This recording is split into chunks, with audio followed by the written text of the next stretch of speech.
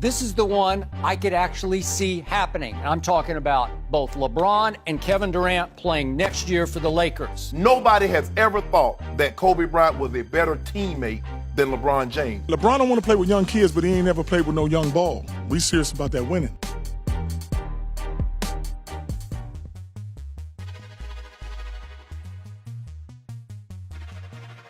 Of all the scenarios I've heard over the last 48 hours, all of them mostly hysteria, insanity, overreaction, run amok.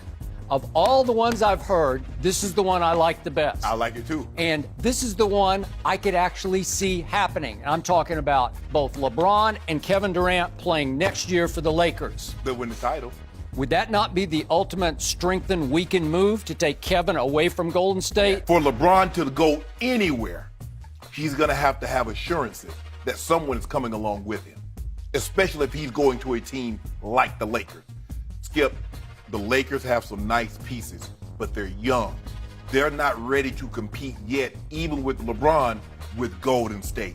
He's going to need another veteran piece, superstar caliber player to come along with him. I do think everything's lining up for LeBron to come to the Lakers, Wow. assuming he comes with another star. I don't know if Gary's report is true. I know I was talking to somebody this weekend who used to be in NBA circles that told me LeBron, the same thing, that LeBron's son was enrolled there.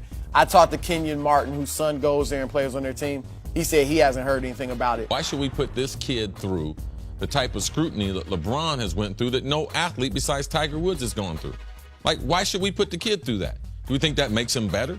Like, if we put the kid on the show today, does that make his chance of getting to the NBA better? Does it make his life any better? Or are we just putting more pressure on another kid? Like, he's getting ready to make a move from the Northeast to Los Angeles, potentially to play basketball there, and just be a kid. It's hard enough being LeBron's kid, let alone all this extra pressure.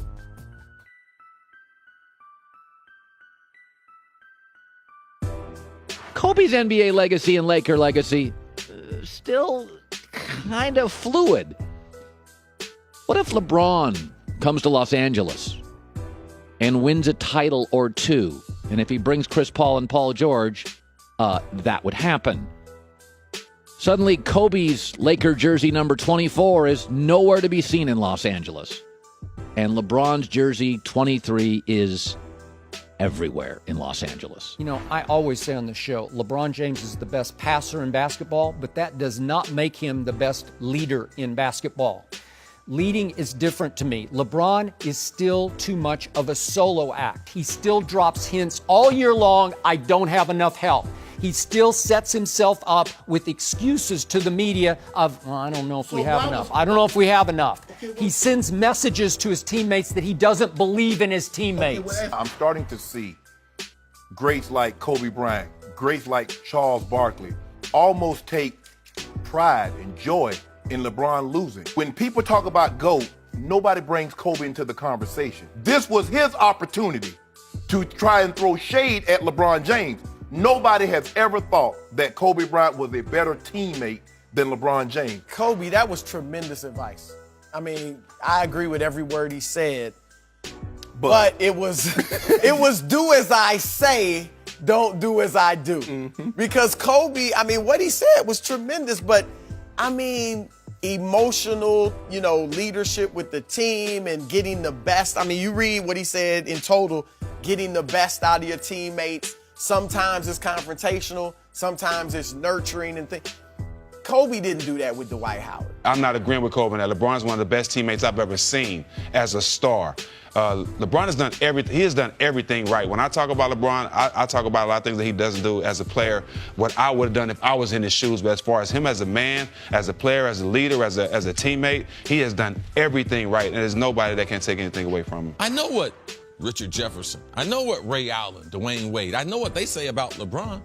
Man, the best supporting superstar that they've ever been around. They've never been around the person who spent the kind of money on activities, group activities, team activities, food, clothing like LeBron James. Kobe is talking about LeBron needing to do stuff that LeBron is one of the best in NBA history at doing.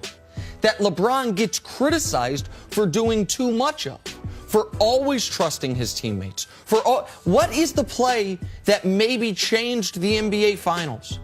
LeBron finding a cutting George Hill for a layup that could have won game one, instead of saying, I have to do it all myself the way we know Kobe would have done.